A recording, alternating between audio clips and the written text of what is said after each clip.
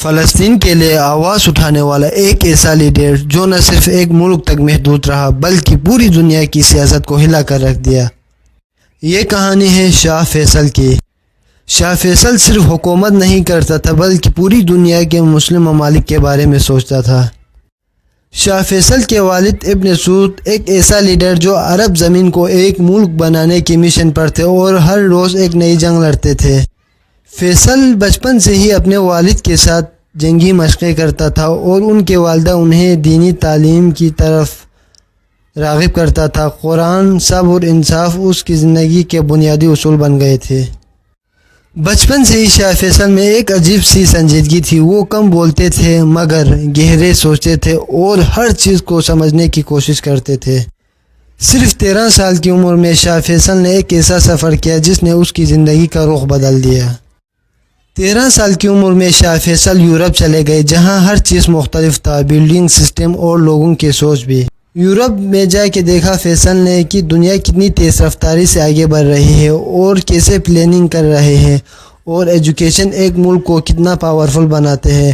مگر انہوں نے یہ بھی سمجھا کہ ترقی کا مطلب اپنی پہچان کھونا نہیں ہوتا۔ اس سفر نے فیصل کے اندر ایک نیا سوچ پیدا کیا، ایک ایسا سوچ جو آگے چل کر سعودی عرب کی تقدیر بدلنے والا تھا۔ جب سعودی عرب بن رہا تھا تو ہر طرف جنگ اور ہر طرف بے چینی پھیلی ہوئی تھی۔ شاہ فیصل نے جنگ بھی دیکھا اور اپنے والد کے ساتھ رہ کر لیڈرشپ بھی سیکھ لیا۔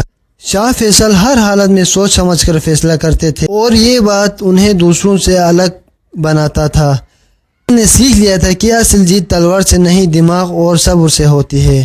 1964 ایک نیا دور شروع ہوتا ہے۔ فیصل بادشاہ بن جاتا ہے۔ اب ان کے کاندھوں پر صرف ایک فیملی نہیں بلکہ پورے ملک کی ذمہ داری تھی۔ سعودی عرب کے پاس آئل تھا، دولت تھی مگر سسٹم بہت کمزور تھا اور ترقی کی بہت ضرورت تھی۔ یہ وہ لمحہ تھا جہاں فیصل کو ڈیسائیڈ کرنا تھا کہ وہ صرف ایک رولر بنے گا یا ایک ریفارمر۔ شاہ فیصل نے اپنی سفر کی شروع تعلیم سے کی کیونکہ انہیں یقین تھا کہ علم ہی اصل طاقت ہے۔ انہوں نے اسکول اور یونیورسٹی بنائی مگر سب سے بڑا سٹیپ لڑکیوں کے لیے تعلیم۔ لوگوں نے مخالفت کی اور آواز اٹھائی مگر فیصل اپنے فیصلے پر مضبوط تھا۔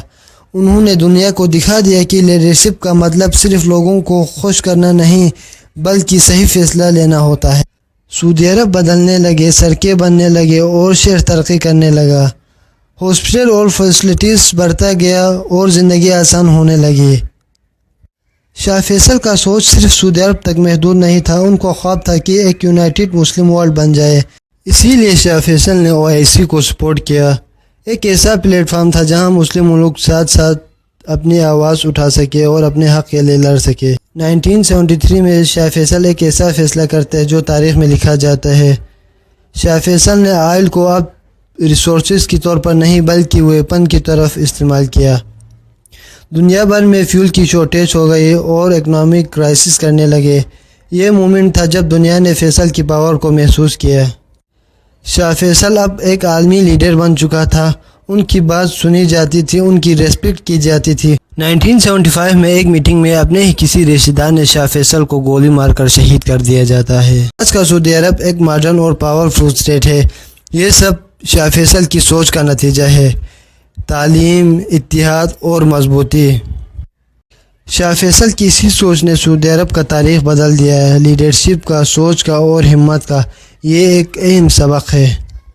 شاہ فیصل ایک ایسا نام جو صرف تاریخ کا حصہ نہیں بلکہ ایک سبق ہے، لیڈرشپ کا، سوچ کا اور ہمت کا۔